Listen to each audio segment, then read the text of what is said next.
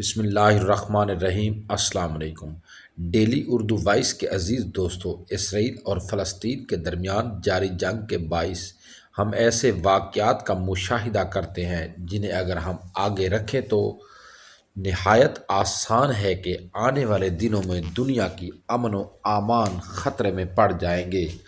یورپی ممالک میں بھی سیاسی منظر عام مکمل طور پر تبدیل ہو رہا ہے اور یہ لگتا ہے کہ تیسری جنگ عظیم کا آغاز بھی قریب ہے، جو کہ پوری دنیا پر اثر انداز ہوگی۔ اور آج کی ویڈیو میں ہم ان واقعات پر بات کریں گے جن کی وجہ سے دنیا میں حساسیت پیدا ہوئی ہے۔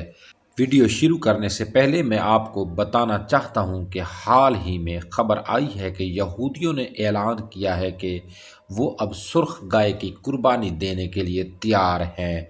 دراصل یہ قربانی کی رسم ان کے مسیحا کے طور پر دجال کے آنے سے پہلے اس کا استقبال کرنے اور تیسرے بیت المقدس کی تعمیر کے لیے کی جاتی ہے۔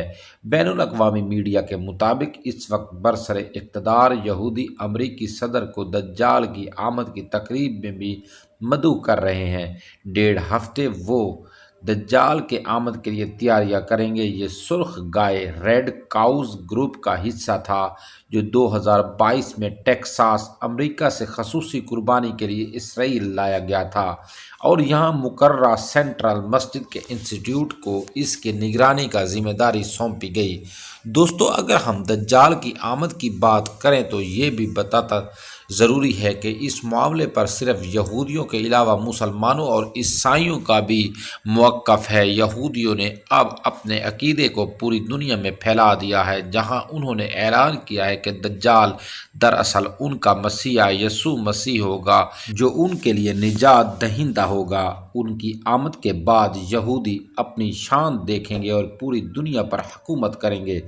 دوسری طرف اگر ہم عیسائی عقیدے کی بات کریں تو وہ یہودیوں کو جو انہوں نے یسوع مسیح کے لیے خدا کی زمین کو مشکل بنایا تھا، ان کی بد دعا کے بچاؤ کے لیے خدا نے انہیں آسمانوں سے اٹھایا تھا اور ان کی آمد کے بعد عیسائیت پوری دنیا پر حکمرانی کرے گی، جس کے بعد یہ دنیا ختم ہو جائے گی۔ جب یہودیوں کا مسیح ظاہر ہوگا تو وہ یسوع نہیں بلکہ دجال ہوگا جو جھوٹا اور غدار ہوگا، اور وہ یسوع مسیح کی شکل میں آئے گا جس سے وہ دھوکہ کھائیں گے۔ مسیح دجال کو مسیح مخالف کہیں گے، اور جیسے مسلمان ہم جانتے ہیں کہ خدا نے یسوع مسیح کو زندہ آسمان تک بلند کر دیا تھا اور قیامت کے دن کے قریب وہ دوبارہ زندہ ہو جائے گا، لیکن اس بار وہ انتہائی دور کے پیغمبر کی قوم کے طور پر آئیں گے اور دجال کا سامنا کریں گے۔ دجال کے خاتمے کے بعد دنیا کے ہر شخص کو نبی صلی اللہ علیہ وآلہ وسلم کا نام لینا ہوگا اور کوئی غیر مسلم باقی نہیں رہے گا۔ عزیز دوستو، اگر ہم اسرائیل اور فلسطین کے درمیان جاری جنگ کو دیکھیں تو ان عقائد کے ساتھ ساتھ یہ سب رسیاں باہمی طور پر مربوط ہوتی نظر آتی ہیں۔ فلسطین کی سرزمین میں ان تینوں مذاہب کے لیے یکساں اہمیت کی حامل ہیں، کیونکہ یہ توقع کی جاتی ہے کہ یسوع مسیح یہاں دوبارہ زندہ ہوں گے۔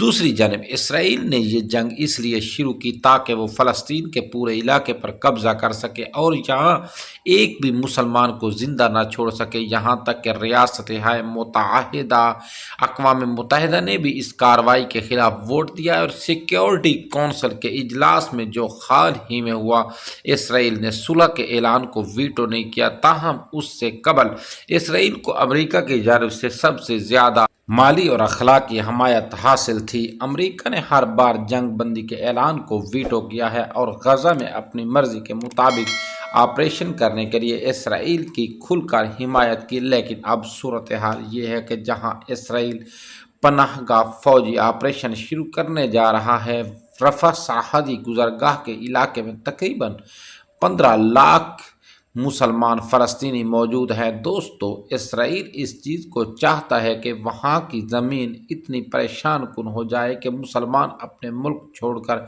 دوسری جگہ منتقل ہو جائیں۔ دوستو، اگر آپ کو یہ ویڈیو اچھی لگی تو ویڈیو کو لائک ضرور کر دیں اور کومنٹ باکس میں اپنی رائے کا اظہار ضرور کیا کریں۔ اس سے ہمارے حوصلہ افزائی ہوتی ہے اور علم میں بھی اضافہ ہوتا ہے۔ شکریہ۔